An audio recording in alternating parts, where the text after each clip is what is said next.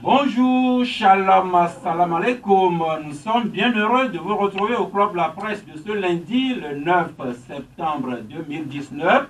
Et nous sommes exactement à une semaine de la rentrée scolaire 2019-2020. L'occasion pour nous de saluer particulièrement deux enseignants qui ont travaillé à bâtir nos bases, les bases de notre instruction.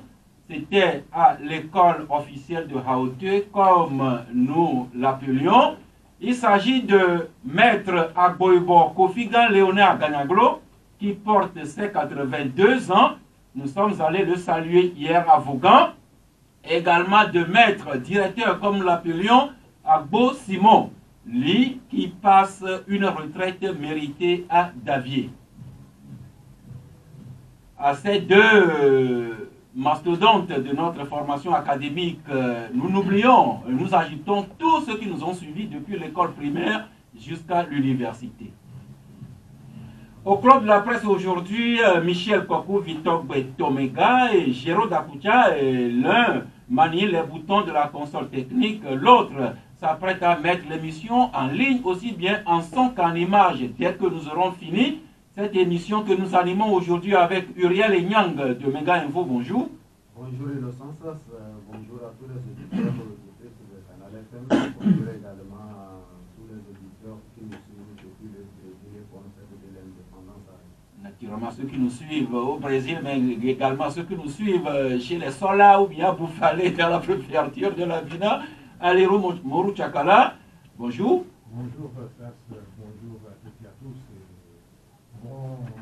Bon début de semaine à tous les collègues. Notamment à vos parents de la préfecture d'Assoli. Ah oui, absolument. Je leur envoie un sympa coucou et je leur demande d'être forts mentalement et de tout confier à Dieu, bien que cela n'est pas un relent fataliste, mais Dieu au contrôle de tout ce qu'ils font. Merci. L'actualité politique étant quelque peu au ralenti, nous saisissons l'occasion de vous entretenir sur des questions de proximité, notamment la femme togolaise avec ses mérites. Et pour en parler, quoi de mieux que d'avoir la directrice de publication du magazine Dagan qui vient de paraître, Christelle Diko. Bonjour. Bonjour, Fab. Bonjour. Merci d'apporter surtout le charme et la beauté dans ce studio. Merci infiniment. Bonjour à tous les auditeurs aussi. Vous nous changez un peu de ces voix et de ces visages masculins. Juste la pensée du jour que nous tirons de l'œuvre de André Gide, qui a écrit « Que ta vision soit à chaque instant nouvelle ». Que notre vision soit à chaque instant nouvelle, comme nous y invite André Gide. Avant les débats, le week-end a été encore bien festif. Le feuilleton des fêtes traditionnelles qui continue. Et dans les derniers épisodes, c'est de Pontre, la fête de la nouvelle Ignam chez nos compatriotes Bassar Concomba. La fête apothéose a eu lieu le samedi 7 septembre dernier à Bassar. Juste rappeler que cette fête se célèbre par rotation entre Bassar et Guérin-Kouka. Et chez nous ici au sud, commençons par le canton d'Abobo, au nord du lac Togo. Et ils ont célébré la fête à Bobozan le week-end dernier. Le samedi, Patricia Djisekou, qui est allée, nous a ramené beaucoup de chaleur et de son. Un peu plus au nord, dans le canton de Djafi, il y avait la fête à Katezan, dans le canton de Djafi, petit de Yoto. Et à Motien, il y a eu la fête apothéose à Bobozan. Cette fête qui se célèbre, si je ne me trompe, depuis 1954, selon les témoignages, même si cette fête a fait une victime collatérale, il s'agit d'un monsieur qui était à la fête, qui a eu le malheur de perdre son sac au niveau de la station Total. Ce sac qui contenait son passeport, un ordinateur, un portable, un disque dur, des lentilles de vol, également son chéquier, Banque Atlantique, un cachet de médecin ophtalmologiste des armées, et bien ce monsieur qui laissait numéro le 90 11 59 63, 90 11 59 63, pour quelqu'un qui aurait trouvé sa sacoche et qui aurait bien l'amabilité de la lui remettre. Voilà, Tchakala, la fête et les à côté.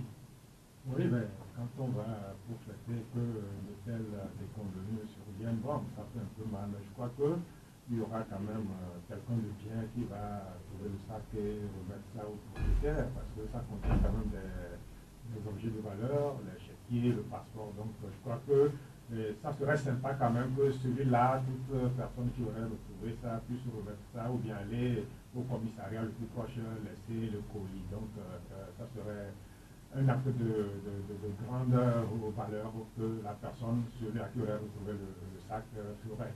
Maintenant, s'agissant de la fête des Ignames, je crois que je vais un petit peu m'appesantir là-dessus.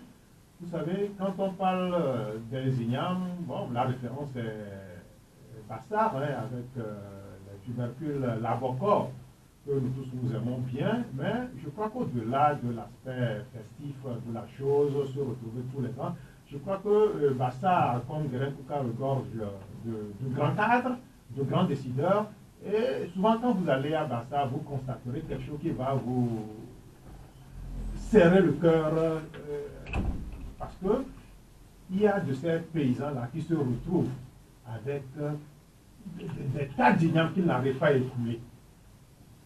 Donc, la nouvelle igname fait son apparition. Au même moment, on a aussi des tubercules datant de la saison écoulée, de la saison passée, qui sont encore dans les greniers ou bon, dans des endroits de fortune. Donc, je voudrais bien que ces cadres, ces parents-là puissent trouver des débouchés et pour que les braves paysans, ceux-là qui s'adonnent à cette culture, puissent écouler leur igname. L'igname togolaise, bon, ça a une grande valeur. J'ai appris même qu'entre-temps, au niveau de l'enceinte, on s'était essayé de trouver des débouchés. Mais qu'est-ce que cela a donné, je ne sais pas. Mais vivement qu'au-delà de l'aspect fête, aller faire son bling-bling, il faut aider ces braves paysans-là à pouvoir tirer le meilleur de leur Merci, c'est bien les retrouvailles, c'est bien la fête, mais également rentabiliser le potentiel économique de la région, notamment l'igname, la célèbre labocor.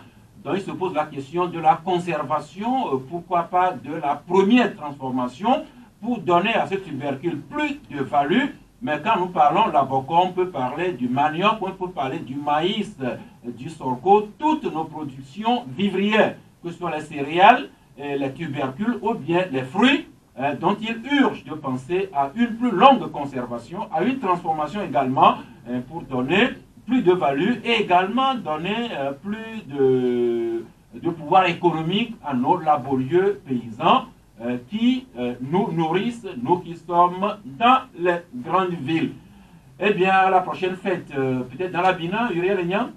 Donc, comme la fête de la Bina n'est pas encore arrivée, on va parler pour l'instant de celle qui se déroule actuellement. Alors, il faut dire quand même qu'avant c'était la fête, aujourd'hui c'est la fête plus un signe sous lequel on célèbre cette fête. C'est ce qui me marque moi particulièrement. Lorsque les gens se retrouvent dans leur préfecture, ils disent par exemple, nous célébrons cette fête cette année sous le signe de la paix, de la cohésion et du vivre ensemble. C'est déjà important, mais au-delà du fait qu'on le dise, il faut qu'on le mette en application afin que pour la prochaine fois on se retrouve dans un climat plus apaisé, dans un climat plus développé, pour que les gens puissent croire en ce que nous allons parler de la problématique de la paix incessamment. L'occasion pour nous d'accueillir Didier Assoba. Bonjour. Bonjour, ça c'est bonjour aux auditeurs de Canal FM. La fête a été belle à Zafi, même si vous ne nous avez pas invités. Parce qu'il dit Kouvé, Zafi, Kouvé, c'est la même chose. Oui, elle a été belle. Je n'y étais pas personnellement. Parce que c'est vrai, c'est proche de chez moi. Mais je ne me sens pas vraiment aussi concerné que celle qui se déroule parce qu'il y a déjà eu la fête de la préfecture. Et donc, pour moi, voilà, qui avait été célébré le 24 août dernier. Et donc, pour moi, les autres, c'est beaucoup plus pour amuser la galerie.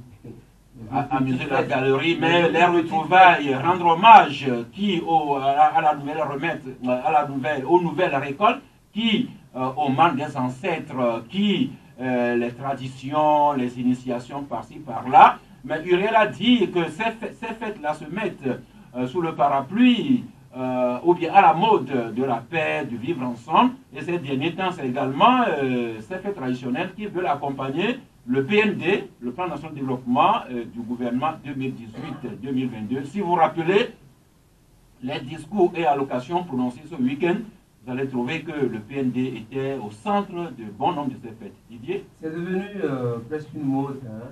Aujourd'hui, si vous parlez, aujourd'hui, vous écoutez un discours officiel et il n'y a pas le mot PND dedans, ce discours-là n'est pas officiel. Et donc, c'est devenu presque le slogan pour tout le monde. Mais au-delà du fait de discourir sur la question du PND, on se pose véritablement la question, qu'est-ce que nous faisons au quotidien pour véritablement amorcer la réelle mise en œuvre de ce plan de développement, qui, on le dit, quand même est assez ambitieux comme plan, mais si on passe tout le temps à en parler dans les discours et moins de temps à mettre en application les dispositions et les programmes, les projets, les activités de ce plan-là, je pense véritablement qu'on arriverait en 2022, on ferait le bilan. Si on est honnête, on dira que le bilan n'a pas été positif. Sinon mitigé, on dirait. Mais pour le moment, depuis que le PND a été lancé, il y a beaucoup plus de discours que d'actions, que d'activités sur le terrain, au-delà du fait qu'il y a quelques opérateurs économiques qui viennent. On attend mieux de nous les Togolais, parce que c'est d'abord notre plan, ce n'est pas le plan des étrangers en réalité. C'est un plan pour nous. Il va falloir que nous-mêmes, au lieu de parler tout le temps, qu'on commence par travailler dans le sens de ça. C'est un discours aussi qui revient de plus en plus souvent. Peut-être que par les discours du moment, on arrivera incessamment à des réalisations plus concrètes du PND. Et puis, pour ne pas faire de jaloux, on a parlé de dépontre chez les Bassa Concompa, on a parlé de Apoposan pour tout le pays élevé, on a parlé de Apoposan, plutôt à Bobo, à Katezan, à Jafi. Eh bien, un ami nous signale que à Batopé, il y a eu également la fête, c'est la fête des ans à Batopé. Merci à toutes ces fêtes. Mais la fête, elle se célèbre tous les jours avec les dames, notamment les femmes togolaises, avec tout le charme que nous leur connaissons. Ce charme de la femme togolaise que veut célébrer le magazine Dagan, n'est-ce pas Christelle? Tout à fait, tout à fait. Dagan célèbre la femme togolaise tous les jours. Dagan qui veut qui travaille à mettre à l'honneur la femme togolaise, qui par son parcours personnel et professionnel marque son secteur d'activité, son entourage, son environnement et pourquoi pas mieux encore tout le pays. Tout à fait, Dagan a pour objectif de valoriser la femme togolaise. Elles sont nombreuses, elles sont belles, elles font plein de choses. Elles ont dans chaque secteur d'activité marqué leur présence, leur passage. Et ces femmes-là, je les mets à l'honneur dans Dagan. Et la dernière parution dans les kiosques depuis la semaine dernière, eh bien, à la femme togolaise, il faut un visage, un nom à chaque parution. Et pour le numéro 3 de votre parution, vous avez choisi Madame Kwame Yawa Patience, épouse Awanyo, que nous connaissons beaucoup plus comme directrice des boutiques chez Culp. Tout à fait. C'est la directrice des boutiques chez Culp qui s'est prêtée à l'interview de Dagan pour le numéro 3. Donc, les boutiques chez Culp, tout le monde, ce sont des boutiques qui ne sont plus à présenter, tout le monde les connaît. Et la directrice est ouverte à nous dans l'interview exclusive de Dagan Magazine.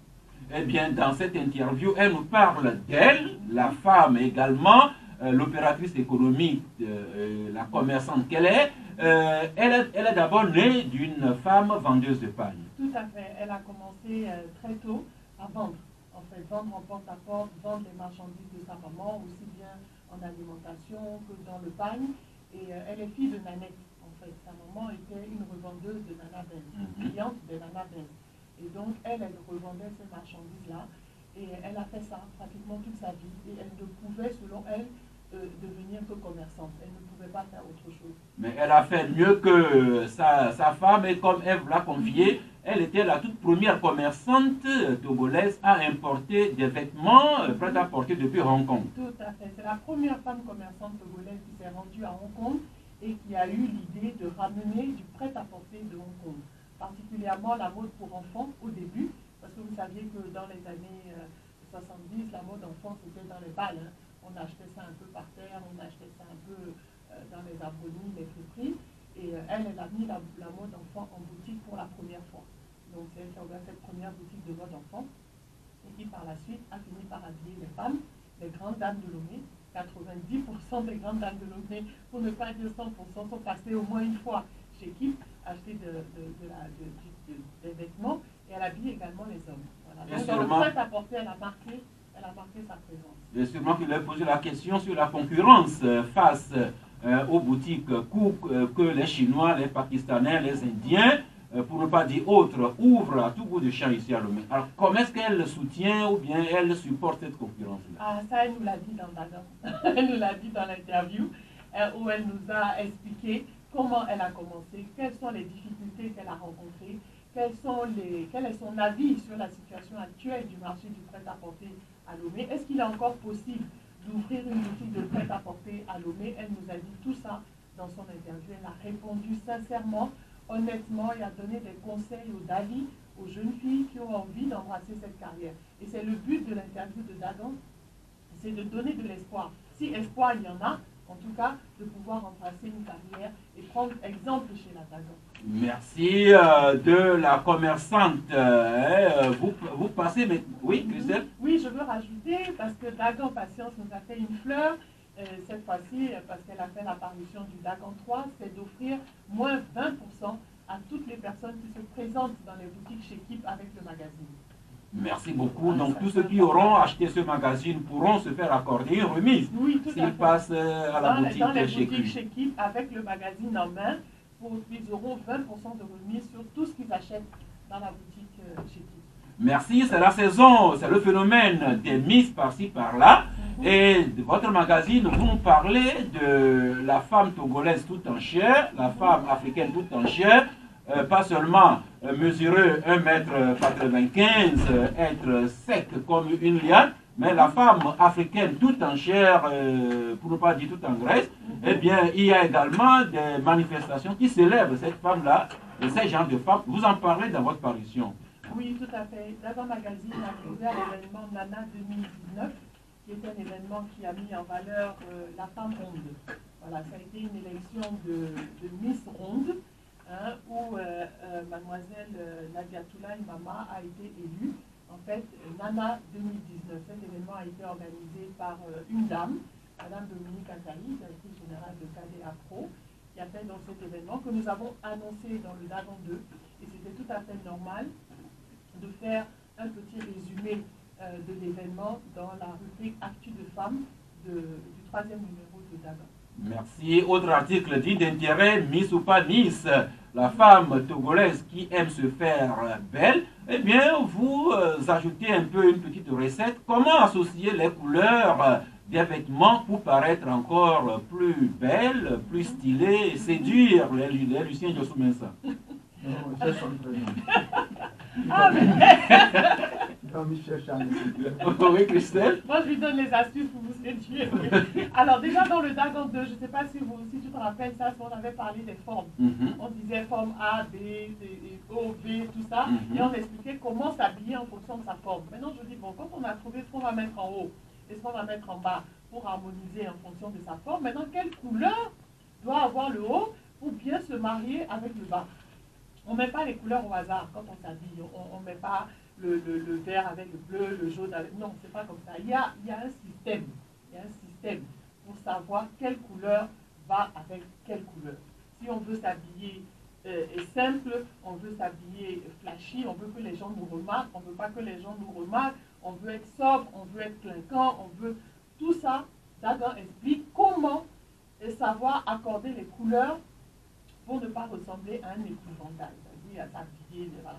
Comment être stylé, quoi. La recette est dedans. Également, la femme, c'est chaque mois, chaque 4 lunes, ce phénomène physiologique qui vous arrive, c'est Dieu qui vous a fait ainsi.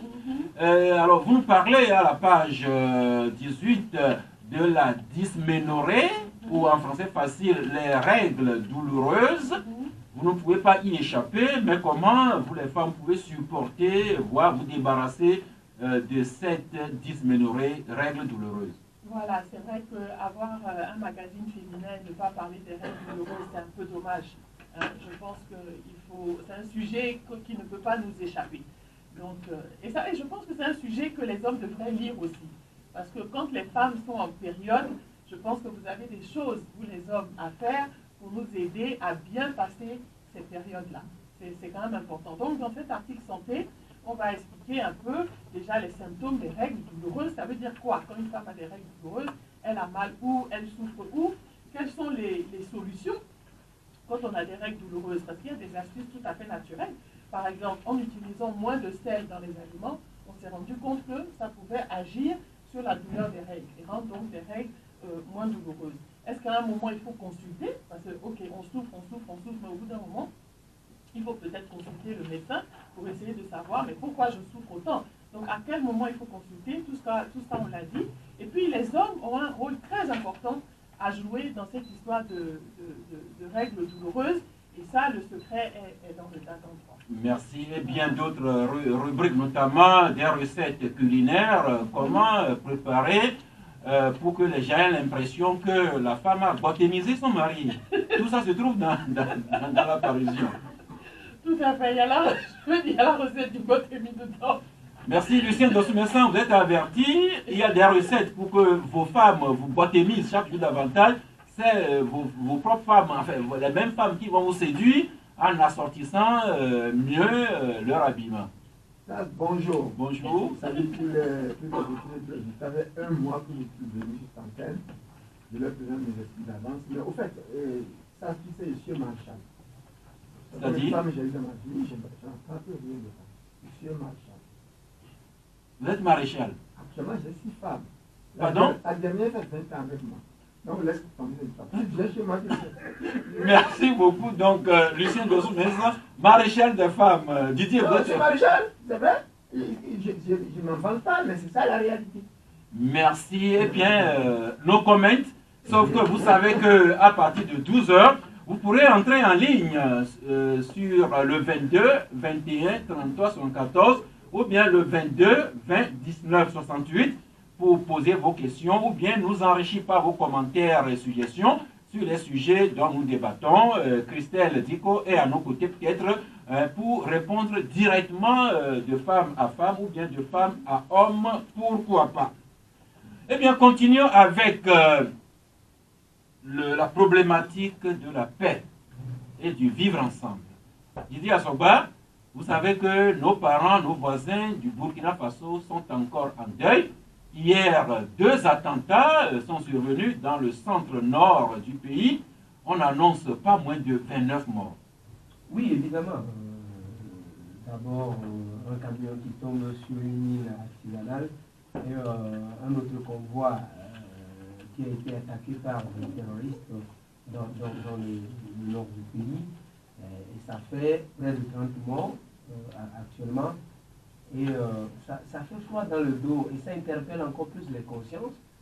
Et le Burkina Faso qu'on a connu hier comme étant un pays de paix, un pays apaisé ou un pays qui servait même de lieu de discussion, de négociation entre des groupes terroristes et des autorités d'autres États, est devenu aujourd'hui le centre même, on va dire, des attentats terroristes. On se pose beaucoup de questions, mais les derniers événements connus par le pays sont passés par là. On n'est pas là encore pour ressasser l'histoire. Mais aujourd'hui, les terroristes viennent toujours de nos milieux. C'est-à-dire, ce sont toujours des Burkinabés qui commettent des attentats sur d'autres Burkinabés. Et ça pose véritablement la question du vivre ensemble, de la cohésion, et aussi de la solidarité entre les sociétés, entre les communautés, entre les religions, entre les différents courants de la société. Ce qui arrive au Burkina Faso peut facilement arriver ailleurs. Ça arrive déjà au Nigeria, ça arrive déjà au Mali, et ça arrive au Niger, ça peut arriver dans d'autres pays. Et véritablement, il va falloir que, comme on le dit souvent, c'est une lutte aujourd'hui asymétrique. On ne peut pas non plus aller gazer bombarder tout le monde, parce que les terroristes seront dedans et ceux qui sont des innocents aussi en pâtiront. Mais il va falloir véritablement procéder par la pédagogie pour que cette lutte-là véritablement connaisse une évolution. Le Burkina, le Mali, le Niger, le Nigeria, le Tchad, le Cameroun, même la Côte d'Ivoire qui a connu ces attentats. Et pour retourner au Burkina, les dernières informations émanant de sources officielles indexent le terrorisme et l'extrémisme violent, l'extrémisme religieux violent et le terrorisme. C'est ce que les premières pistes d'enquête indiquent. Alors du Burkina, chez nous, il s'est tenu une manifestation le samedi dernier au Palais des Congrès, événement sur lequel reviennent des journaux aujourd'hui, dont Liberté qui écrit que la fondation Aboudou Assouma s'élève contre l'extrémisme violent. Et votre journal aussi, Nouvelle Opinion plutôt, qui écrit à la page 5, la fondation Aboudou Assouma qui lance un appel pour la paix et le vivre ensemble. Eh bien, le samedi, c'était la 4e édition de ces forats que tient la fondation Aboudou Assouma. On a noté la présence de plusieurs personnes, mais plus particulièrement la fondation Aboudou Assouma qui a invité l'archevêque de Lomé, Monseigneur Amouzou Diakpa. Il y avait également le président du conseil chrétien du Togo, Uriel Nyang. C'est tout cet aéroport de personnalités civiles, religieuses, autres, qui ont débattu de la problématique de la paix et de vivre ensemble dans notre pays. Oui, ça, vous savez, ce sont des initiatives pareilles qui peuvent contribuer à maintenir la paix dans un pays, dans une région, ou même au plan continental. Moi, je n'ai pas été invité, mais j'ai salué quand même l'initiative parce que lorsque quelqu'un, à travers ses efforts, arrive à mettre ensemble plusieurs congrégations religieuses pour parler de la problématique du vivre ensemble, c'est déjà une très bonne chose parce que sans la paix, sans le vivre ensemble, sans la tolérance, rien ne sera possible. Et ces actes que posent les terroristes, rien ne peut les justifier également parce que pour trouver une solution à un fait, on ne va pas tuer l'autre pour obtenir la solution. Quand on tue l'autre, il faut s'attendre qu'on peut te tuer toi aussi un jour. Donc, mieux et ça devient une spirale dont on ne sort pas. Tout à fait. Donc, dont on ne sortira jamais. Donc, il vaut mieux se tolérer, apprendre à vivre ensemble, cultiver vraiment la tolérance pour se dépasser et puis laisser de côté les intérêts individuels pour que l'intérêt national puisse primer. Comme ça, on pourra apprendre à vivre ensemble. Sinon, c'est triste quand même ce qu'on apprend régulièrement qui se passe au Burkina Faso, au Nigeria, au Mali, etc., voire même en Côte d'Ivoire ici, sur la plage. Je pense quand même qu'il faut aller plus loin. Vous savez, peut-être qu'il y a des gens autour de ce plateau qui vont parler de ça mieux que moi. Vous savez, quand ces terroristes agissent, ils agissent non pas avec les bois ni avec les mains, mais c'est avec les armes. C'est avec les armes. Une arme, on ne la fabrique pas n'importe où. Une arme, on sait les industries qui fabriquent les armes. Et la première question que tout le monde peut se poser, c'est de chercher à savoir comment transitent ces armes-là jusqu'aux mains des terroristes qui passent partout avec ces mêmes armes. Quels sont les canaux par lesquels ils passent facilement. Et c'est lorsqu'il y a action que tout le monde commence par en parler. Ceux qui fabriquent les armes, c'est pour vendre. Et quand on vend, quelqu'un achète, c'est pour mettre en application. Et mais il applique ça sur l'être humain. C'est là que réside le premier point du problème. C'est cet aspect de la question auquel réfléchissent les forces de sécurité, mais dans l'opinion publique, ces actes de violence sont associés à tort ou à raison à l'islamisme. Et comme l'écrit si bien Liberté aujourd'hui, la communauté musulmane du Togo prend ses distances par rapport à ce phénomène. Alors, nous en parlons, nous en parlerons toujours. Et c'est cette distinction que la Fondation Aboudou Assouma a tenu à préciser le samedi dernier. Oui, il est à son 4e édition, à sa 4e édition, et c'est quelque chose de très beau, de très relevé qu'il essaie de faire pour que, au niveau du Togo, on puisse éviter les affres que nous vivons un peu partout dans la sous-région. En fait, quand le problème prend sa source de ces liaisons incestueuses aussi, il faut le reconnaître. quand quelqu'un arbore l'étiquette de terroriste, il ne faut pas de conciliation avec ces gens-là.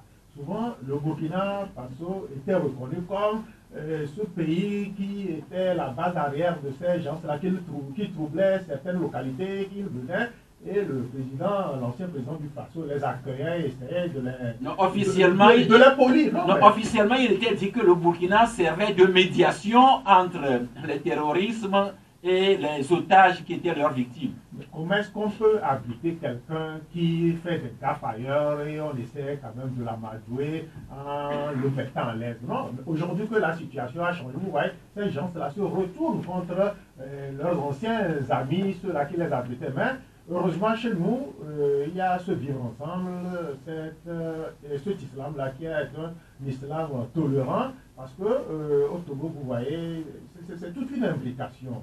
Vous voyez des familles chrétiennes épouser des gens d'une autre religion, ainsi de suite. Donc, au Togo, on ne peut pas parvenir à ce que nous vivons ailleurs parce que on essaie de se retrouver ensemble dans un creuset, essayer de discuter, d'échanger et de voir par quel moyen arriver à éviter cet islamisme violent-là. Parce que ailleurs, quand on dit que souvent c'est un musulman, oui, c'est de bonne loi, parce que quelqu'un qui veut commettre un forfait, qui crie le nom du Créateur d'abord avant de passer à l'acte, c'est vrai.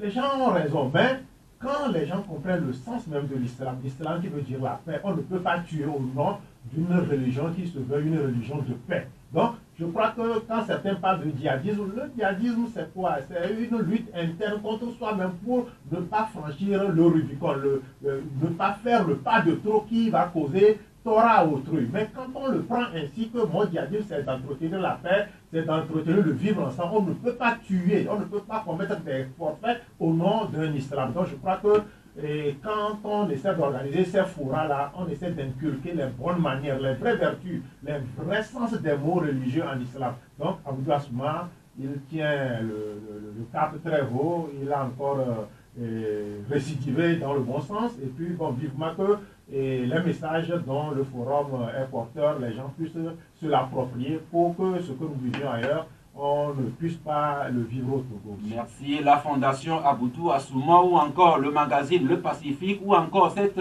autre fondation parrainée par Afo Deji, de Terre du Togo Sel, jusqu'à l'Union musulmane du Togo, Lucien Jossou-Vincent, le monde musulman au Togo tient toujours à éviter de faire l'amalgame entre cette religion, l'islam, qui se veut de paix, à ne pas confondre avec ces horreurs qui nous arrivent d'ailleurs.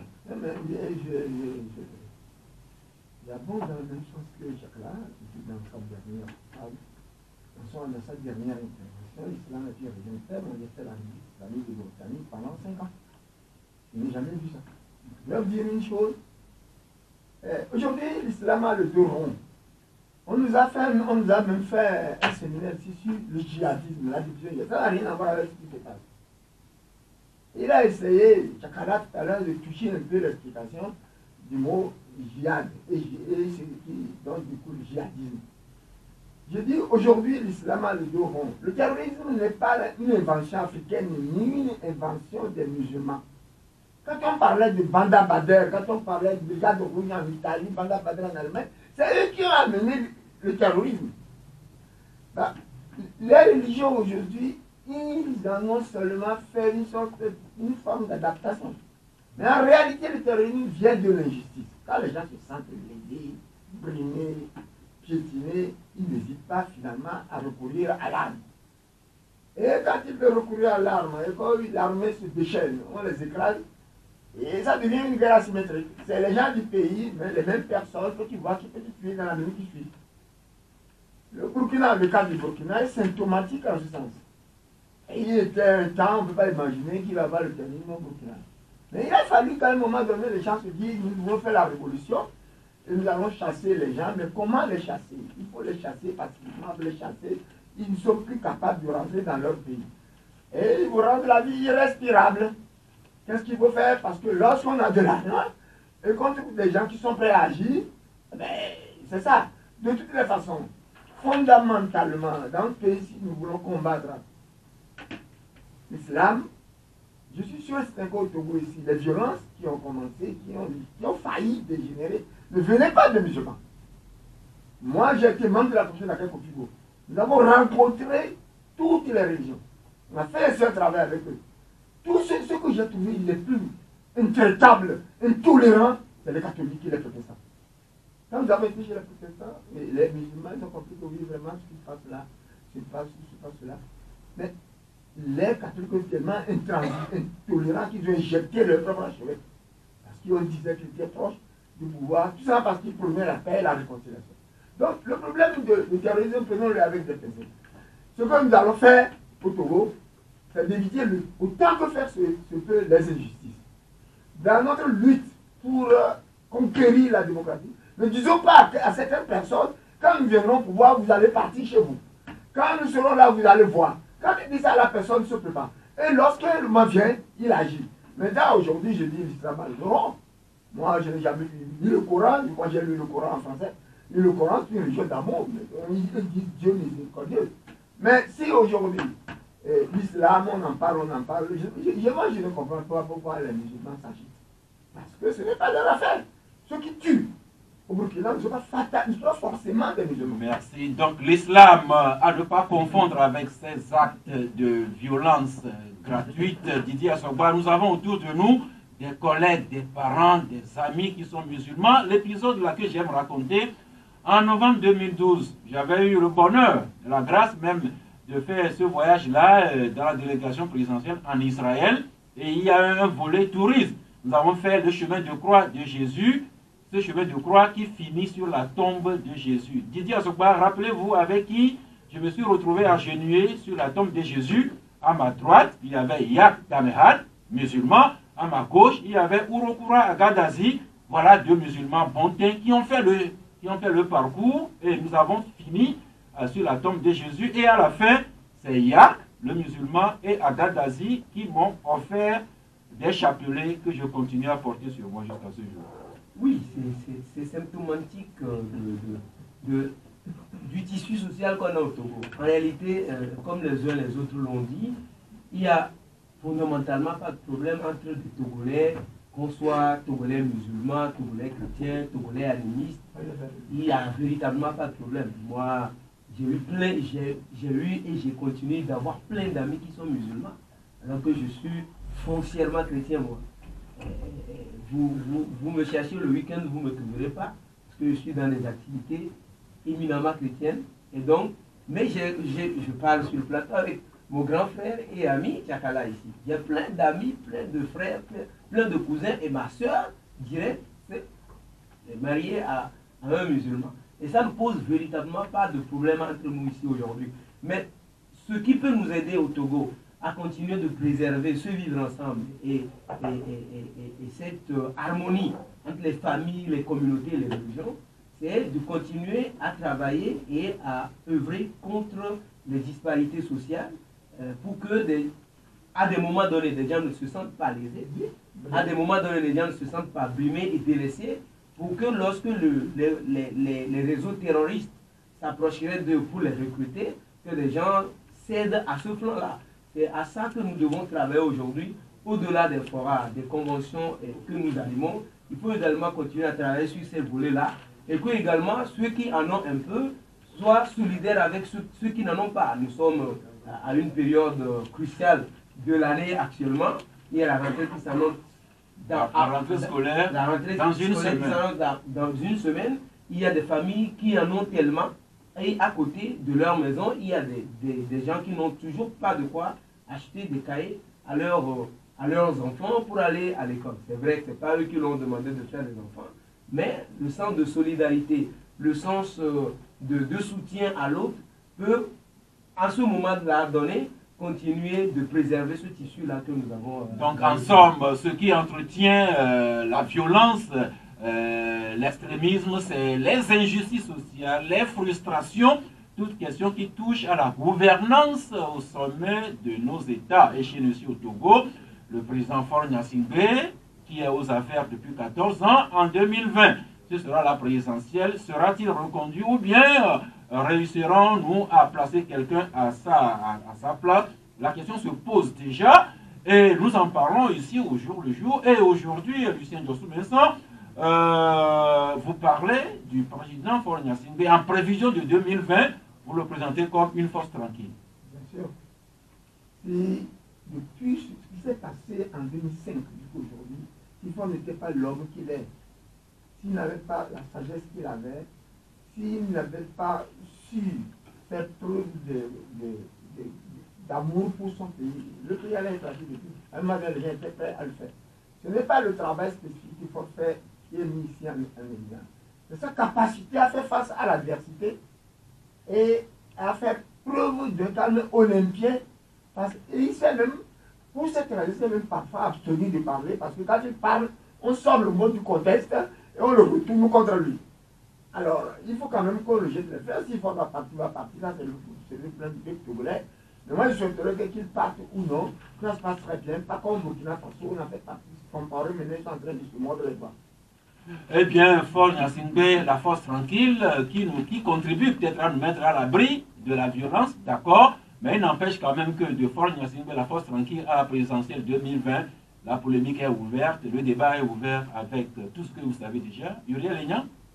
Oh, le débat, bon, je ne le vois pas tellement parce que 2020, vous savez ce que je sais. Non, rappelez-nous ce que vous savez. Non, 2020, il n'y a pas de débat. Faure Gnassingbé, je vous assure, Faure Gnassingbé sera candidat en 2020. Je ne vois pas de difficultés et je n'ai pas de preuve de raison ici pour dire non, il n'a pas le droit de le faire. Je n'ai pas aussi de force à côté de lui qui, comme preuve aussi pour dire que grâce à ces forces-là, il va rester à côté. Donc, vous savez, il y a certains sujets sur lesquels je ne m'exprime pas tellement, parce que ces sujets-là n'ont pas tellement de grands pas, si bien que quand les gens cherchent à forcer, on n'arrive pas à échanger là-dessus. 2020 sera là, vous verrez que ça sera l'élection la plus facile de toutes les élections qu'on a connues dans ces pays. Eh bien, nous verrons quand nous serons d'ici là, mais quand Combat du peuple parle de Faure Gnassingbé comme force tranquille, Liberté, lui, parle de fébrilité, voire de la paranoïa au sommet de l'État.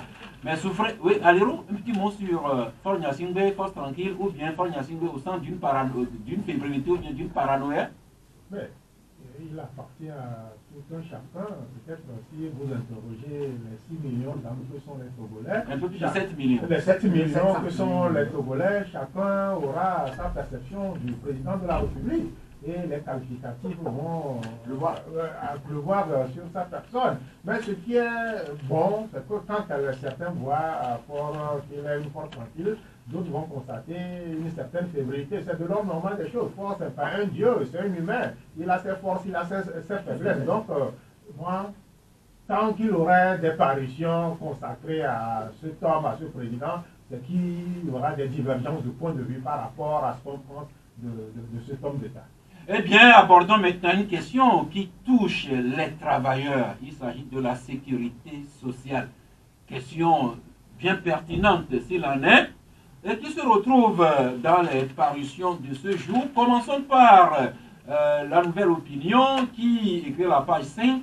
Contrôle du respect des droits sociaux. La Caisse nationale de sécurité sociale invite les employeurs à se conformer à la réglementation sociale. Autre journal qui nous en parle, c'est Togo Matin, qui écrit lui aussi déclaration du personnel des entreprises et cotisations sociales. La CNSS appelle à la responsabilité des entreprises. Liberté ne rate pas ce sujet qui écrit à la page 5. La CNSS va sévir. Et Uriel Aignan, votre journal Méga Info, vous faites un joli article sur le sujet. Vous écrivez que la CNSS invite tous les employeurs, sans exception, à s'acquitter de leurs devoirs. Ce devoir, c'est s'enregistrer elles-mêmes, les entreprises, et également enregistrer leur personnel à qui il faut payer la cotisation et autres avantages liés à leur statut d'employé. Oui, nous étions là à la Caisse nationale de sécurité sociale le vendredi dernier. J'y étais. C'était intéressant quand même parce que nous avons eu cette opportunité qu'on nous fasse une présentation assez claire, totale, sur ce que c'est que la CNSS, sa mission Et revenant sur le vrai problème, c'est que l'institution a fait une remarque lors des sorties de contrôle.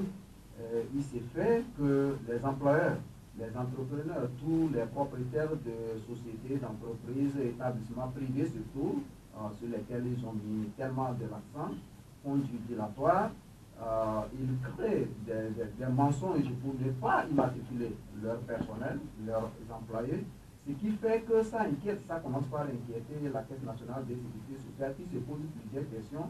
Ces travailleurs qui se donnent corps et âme pour non seulement former les enfants relèves de demain, mais encore pour faire des chiffres d'affaires à ces entreprises-là, comment est-ce qu'ils vont se retrouver demain? Non seulement les salaires ne sont pas conséquents, mais aussi on ne verse pas. Les entreprises, elles font le petit effort d'aller se déclarer, d'aller se faire immatriculer, mais on ne verse pas les cotisations pour les employés. Et le temps passe, on donne de faux salaires, on fournit de fausses informations. Voilà pourquoi la CNSS est sortie pour dire désormais, pas question, toute structure, sans exception, une fois que vous employez quelqu'un travaille sous votre autorité, vous l'avez employé, vous devez le déclarer et verser régulièrement les cotisations qu'il faut. Faute de quoi, la CNSS est prête actuellement à céder. Pourquoi l'accent sur les écoles, les établissements privés scolaires? C'est là que le problème est plus criard. Vous voyez comment les fondateurs d'écoles emploient les gens. On emploie quelqu'un dont le salaire est 30 000. Non seulement les 30 000 ne tombent pas régulièrement. Donc les salaires qui n'atteignent même pas le SMIC. Le SMIC. Même s'il atteint le SMIC, il ne cotise pas pour l'employé. Et on se pose la question, qu'est-ce que cela va devenir demain? Merci. Donc la Caisse qui a eu à préciser que les travailleurs ont droit à des prestations familiales. Ils ont besoin de couverture au moment des risques professionnels. Ils ont droit à des pensions de vieillesse, à l'action sociale, à la retraite, aux congés payés. La Caisse qui rappelle également que l'immatriculation des entreprises et de leurs travailleurs est une obligation légale, un droit fondamental consacré par la Convention de l'Organisation internationale du travail, de la Déclaration universelle des droits de l'homme, de la Constitution togolaise et de la loi 2011-006 portant Code de sécurité sociale au Togo. Lucien Yossou-Vincent, la Caisse qui dit qu'elle va sévir incessamment. À l'endroit, bien sûr, des entreprises indélicates. C'est trop beau. Vous savez, c'est trop beau. Eh bien, il faut un début à tout. Parce que ce que je sais, au Togo, nous avons pris une vilaine habitude de gagner de l'argent, de créer des sociétés ou des établissements commerciaux et de rester dans l'informel. Ça, on en a pris l'habitude. Et même les gros cadres même de l'État prennent des bonnes chez eux à 10 000 francs ou à 15 000 francs. Je ne parle même pas de ça. Pour aller maintenant plus loin, en ce qui concerne la cotisation patronale, comme quelqu'un vient de le dire tout à l'heure, ça se base sur le salaire de l'employé. Mais si vous lui payez, par exemple, payer un salaire à un employé au-dessus du SMIC, c'est-à-dire salaire minimum interprofessionnel garanti, qui doit être le plus bas salaire, alors que dans certains cadres, vous commettez une infraction. Vous devez, au moment de la déclaration, ajuster le salaire. Voilà là où il y a le difficulté. Si vous lui payez 40 000, vous devez ajuster pour dire qu'il est payé à temps. Sinon, au moment de la déclaration, vous forcera à ajuster le salaire aux normes. Bon, c'est ce que Niang vient de dire, que comment des gens qui ont leur licence, ils enseignent dans les établissements privés secondaires, premier ou deuxième cycle. Imaginez qu'ils sont payés à 40 000 avec leur licence. Donc, vous voyez, il y a un travail de fond à faire. Il faut que ceux qui veulent travailler, ce n'est pas toujours évident, acceptent de minimiser la marge de leurs bénéfices. Pour que les employés puissent aussi vivre dignement. Bon. Il y a des gens qui s'attendent à ce que un beau matin, ces employés déclenchent la grève avant de se relever. Non, c'est pas bon. de toutes les façons, l'inspection du travail que nous avons au Togo, je le dis, preuve à l'appui, les inspecteurs qui vont dans les entreprises, au lieu d'inspecter, ils foutent des PV aux entreprises, ils sont là, ils restent dans leur coin, on les serve à boire, puis c'est fini. Ce n'est pas possible. Merci. Parce que si l'inspection du travail fonctionnait normalement, quand ils débarquent chez toi, ils vont contrôler tout ça. Ils vont contrôler le salaire, tout ça, ça ne va pas. Ils vont être capables de dresser un procès verbal et il va couper, il va payer. C'est prévu par la loi. Mais alors, en ce qui est prévu par la loi et ce que nous faisons au Togo, ce qui est prévu à la loi et ce qui est comme ce qu'on fait comme pratique, il y a tout un souci. Merci, Alors, Tchakala. La caisse qui a exposé tous ces cas de dilatoire, voire même de fraude que commettent les entreprises, notamment celles qui ne déclarent pas leur personnel, ou bien il y a celles qui déclarent une partie, ou il y a d'autres encore qui déclarent le personnel mais ne versent pas ni la part patronale, encore même ce qui prélève sur le salaire de leur employé. C'est tout ça là que la caisse met devant. Mais est-ce qu'elle a dit concrètement quand elle va sortir à brandir le bâton? Moi, je crois que plus d'une fois, la caisse a essayé de sensibiliser tous les acteurs autour de la question. Et je crois qu'on n'a pas besoin du bâton pour que les gens s'acquittent de ce qui est de l'ordre normal des choses.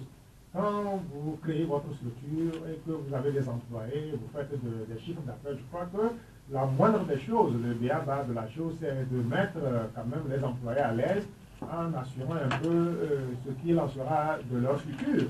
Parce que certains se retrouvent comme ça à la fin de leur carrière, alors qu'ils coupissaient sous des prélèvements, mais ces prélèvements n'ont jamais été reversés à la caisse. Donc vous voyez, il y a beaucoup de situations malheureuses qui se créent suite au manquement à la règle de certains employeurs. Donc je crois qu'il faut aujourd'hui que la caisse sévisse. Je crois qu'on est en train d'envoyer des signaux, et si certains continuent à jouer au cahier en ne voulant pas obtempérer, bon, cela poussera de droit la Caisse nationale de sécurité sociale à aller à joindre l'acte à la parole. Donc il faut aujourd'hui quand même qu'on soulage un peu cette caisse, parce que les gens savent que la caisse elle est là, c'est pour faire tel et tel travail. Mais si les gens ont cette décence-là de cotiser, de se conformer à la législation, la caisse aura à se consacrer à d'autres choses que ce qui est de l'ordre normal des choses. Donc, vivement que la caisse sorte le plus tôt possible et sévisse contre ces gens qui jouent au cancre et qui ne veulent pas respecter la législation du gouvernement. Didier, nous parlions tantôt des injustices sociales du gouvernement qui créent des frustrations. Mais le sort que certaines entreprises font également à leur personnel n'est pas différent de cela. Si nous voulons une justice sociale, il faudra que tout le monde se conforme à la réglementation, aux normes sociales. Et avant, puisque nous nous regardons trop souvent que du côté de l'État, alors que des privés s'abritent derrière de soi-disant difficultés pour exploiter leur personnel aussi. Oui, c'est normal. Hein. Il va falloir véritablement que chacun soit conséquent avec lui-même et envers les autres. Quand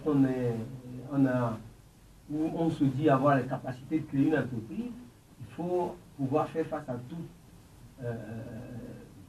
Je ne dirais pas des difficultés, mais à toutes les charges inhérentes à l'entreprise. Quand on fait les salaires, il va falloir également faire les autres démarches nécessaires en versant la contrepartie qu'il faut à la caisse, et également sensibiliser l'employé à également déverser ce qu'il faut de son salaire au niveau de la caisse, et tenir à lui expliquer que c'est pour ces beaux vieux jours, parce que c'est de ça aussi qu'il s'agit. Cela fait que des gens travaillent aujourd'hui plusieurs années dans des entreprises, surtout dans le privé, et après quand ils sont en retraite, ils tirent le diable par la queue, mais encore faut-il qu'ils trouvent le diable pour le tirer par la queue. Et finalement, c'est carrément des difficultés au jour le jour. Et c'est véritablement ce que la caisse veut faire est logique à mon sens. C'est logique à mon sens.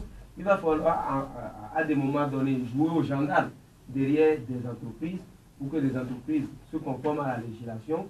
Mais attention non plus à ne pas tomber dans la facilité.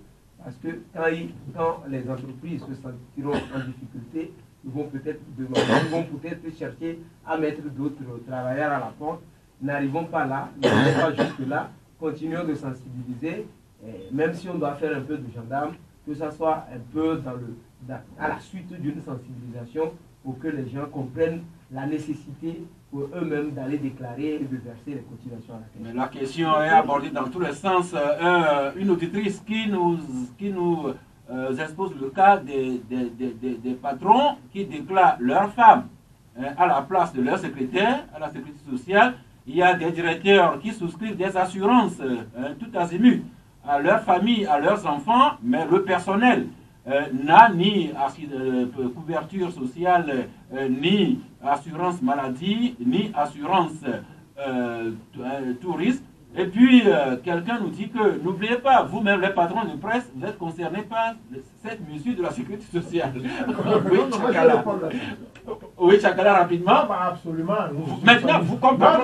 Nous sommes concernés. Il va falloir qu'au niveau de la Caisse nationale de sécurité sociale, on puisse créer un numéro vert où les gens vont directement saisir la caisse. Parce que c'est pas aisé qu'un employé se lève et aller poursuivre son employeur qui, certaines fois, sont des gens très puissants, qui peuvent les mettre hors d'état de nuire en leur donnant des retraites anticipées. Mais je souhaiterais que la Caisse nationale de sécurité sociale fouine un tout petit peu du côté de ces structures-là qui sont sous le sceau de zone franche, parce qu'il se passe des choses extrêmement ahurissantes là-bas. Donc, vivement que la Caisse commence par les sociétés qui sont sous le truc de zone franche, là, sous l'étiquette de société de zone franche, parce que là-bas, il se passe des choses qu'on n'oserait avoir à ce 21e siècle. Mais des auditeurs que je soupçonne être des confrères journalistes disent que charité bien ordonnée, commençant par soi-même, vous-même ici autour de la table, vous êtes patron de presse, chef d'entreprise, regardez bien dans votre maison avant de parler des autres. Le problème ne se pose pas en ces termes. Parce que le crime de l'autre ne justifie pas le tien. Si quelqu'un tue, c'est pas parce qu'il tue que je tue. C'est vrai que jusqu'à présent, nous avons commencé le journalisme. Moi, je suis venu un peu tôt maintenant, dans l'informel. C'était une sorte de parcours de combattant devenu journaliste. Mais je crois qu'il est grand temps, chaque fois que nous sommes en train de nous faisons les débats, ceux qui le disent savent que le débat est en cours. En principe, on doit pouvoir signer déjà la convention collective. S'il n'y a pas de convention collective, comment on fixe un salaire aux journalistes, comment pas. C'est une réalité, ce que les gens disent. Mais ce qu'il faut noter, c'est quoi? Notre profession est minée. La plupart des patrons de presse sont des journalistes. Et lorsqu'il s'agit de faire le débat pour signer la convention, ils savent que c'est eux qui vont prendre la lourde charge, ils traînent le pied. Ils traînent le pied parce qu'ils n'ont pas leur intérêt. Maintenant, il va falloir que des dispositions légales soient prises pour qu'au moment même de la création du journal, tout cela fasse partie. Parce que nous sommes venus au journalisme dans une sorte d'archaïsme qui a fait que les patrons de presse, finalement, qui avaient un peu d'argent avant, sont tous aussi devenus aujourd'hui. Mais il faut passer par là. Merci. Donc, question d'importance avec 5 chefs d'organes, 5 entrepreneurs. Je parie que vous n'allez pas attendre que la caisse débarque dans vos locaux. On va terminer rapidement avec 2 articles là. Uriel Aignan, votre journal, vous nous parlez encore des feux tricolores qui ne fonctionnent pas dans Lomé ici. Alors aujourd'hui, vous mettez l'accent sur le grand carrefour passage à niveau d'Agoué Motocross. Vous nous parlez également du grand carrefour à Didoadé, communément appelé carrefour Bojona, ou encore le carrefour Total Minamadou à Agoué, où les feux tricolores ne marchent pas. Alors voilà, c'est carrefour que moi j'ai choisi de citer. Au-delà de ça, jamais cité encore. Chacun autour de ce plateau peut citer plus de 10 carrefours qui sont les feux tricolores ne fonctionnent pas actuellement. Et on se pose plusieurs questions. Quel est le matériel utilisé pour les installer? Des ampoules qui fonctionnent là-bas, comment, où est-ce qu'on les a achetées? Ce dysfonctionnement crée énormément d'accidents. Il n'y a pas que l'absence du permis et du respect du code. Mais quand il n'y a pas les feux tricolores, tout le monde se croise. Et puis, bon, Vous connaissez le Togolais, chacun veut passer en première position quand il n'y a pas les feux tricolores. Bien qu'il y a toujours les accidents et quand la police ou la gendarmerie arrive, bon, pas de feux tricolores, difficile de donner tort ou raison à l'un ou à l'autre. Donc, vivement que l'autorité prenne ses responsabilités pour rendre plus durable ces emplois-là afin que nous puissions, sur cet aspect, éviter. Merci. Circulation sur nos axes routiers. Les feux tricolores à réparer, à entretenir pour qu'ils fonctionnent régulièrement, mais toujours sur la route. Il y a une mission à confier. Oui, Lucien. Je ne sais pas qui est ce service, ce ministère qui s'occupe de comme ça, vous allez les interpeller. Nous allons faire, surtout avec les nouveaux maires qui seront installés. Non, attendons, les nouveaux maires sont en train d'être installés, nous verrons, mais toujours en rapport avec la route, il y a ce problème de la mesure portant obtention de permis de conduire, le sujet qui fait débat actuellement. Dans l'émission, comme de la presse du vendredi, nous annoncions qu'il y avait une émission qui allait s'animer sur la TVT.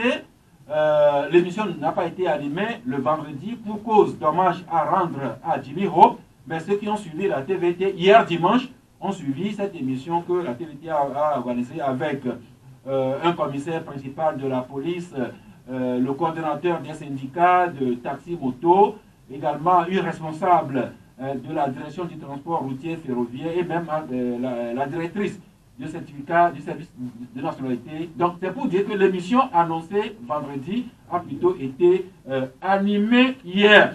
Un article qu'on va découvrir rapidement dans le combat du peuple. Lucien Dosou-Vincent, vous parlez de la sécurité alimentaire, stockage de maïs avarié dans un entrepôt, quand le laxisme de l'ANSAT, dirigé par le colonel Agadazi, pénalise les populations. Vous rappelez au colonel Agadazi que l'ANSAT n'a pas pour mission de nourrir les animaux, mais plutôt à faire de la régulation des denrées pour les humains. Est-ce que tu comprends que tu as ça, l'ANSAT qui est là pour réguler l'alimentation au Togo accepte, ils ont reconnu qu'ils ont des tonnes, 200 tonnes de maïs avariés qu'ils vont déverser pour donner aux animaux. Vous ne voulez pas que c'est criminel? C'est un officier supérieur qui fait ça. Et surtout, vous rappelez que Agadazi, qui pendant longtemps a cumulé le ministère de l'Agriculture avec l'ANSAT, c'était en sa qualité de ministre de l'Agriculture que l'ANSAT, qu'il dirigeait aussi, a constitué ces stocks qui, au lieu de servir à nourrir les humains, vont être déversés pour les animaux aujourd'hui. Merci, il est 12h passé de quelques instants. Nous allons souffler un peu et nous ouvrir à vous. Si carton verra et Boma, Furiel et Nyan. Moi, mon carton aujourd'hui est bien vert à l'endroit de tous les conducteurs de véhicules, transport en commun comme vous qui conduisez vos véhicules personnels. Prenez soin de préparer votre petite monnaie avant d'arriver au poste de péage. Ça permet de rendre fluide les passages et de vous éviter la perte de temps. Préparez votre juste monnaie avant le péage. Comme ça, on passe vite et on s'économise des énervements inutiles. Didier Assogba. Moi, je colle un carton rouge. À qui? Ounu, l'entraîneur des éperviers du Togo, champion des matchs nuls et du nullicisme à la tête de la sélection togolaise depuis qu'il est là, sous réserve du résultat qu'il fera demain ici au Togo. Il faut qu'il accepte quand même laisser cette sélection-là se construire sans lui. Et ça lui rendrait service et ça rendrait service au Togo. Carton rouge à Claude Leroy. Merci. Claude le nul. Lucien Dosou-Vincent. J'ai oublié ma carte à la maison. Merci. Et Christelle Dico, on finit avec vous. Je rappelle que le carton est attribué à un sujet, à une personne qui n'ont pas été évoquées aujourd'hui. Alors, carton vert à l'édition Miss Togo de cette année. Le résultat a fait l'unanimité quand même. C'est vrai que j'ai assuré la présence du jury, mais carton vert au public qui a soutenu. Ce serait de l'autosatisfaction, Christelle. Non, c'est carton vert au public. Non, carton vert au public de Miss Togo 2019 qui a approuvé le choix du jury. J'espère que vous auriez adressé le même carton vert au public s'il avait désapprouvé votre choix. Bien sûr. Merci. Ce qui s'appelle fair play. Eh bien, la semaine est bien lancée. Demain, mardi à 11 h, avec d'autres sujets, d'autres confrères. Ainsi va le club de la presse. C'est pourquoi, encore une fois, célébrons la vie. Oui, c'est ça. Donc, c'était la présidente.